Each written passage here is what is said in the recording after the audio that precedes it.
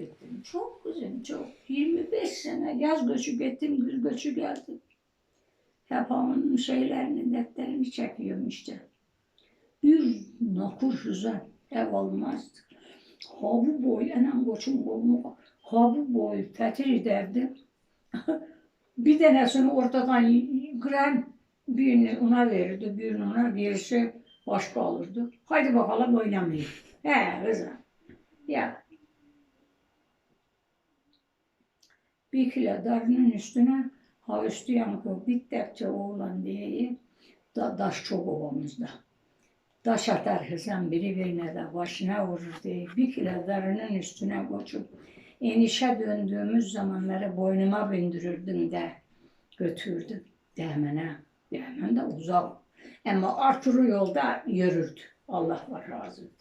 Arkuru yolda yedi. Ha bu kaçan cevabı daha. Ha bu kaçan.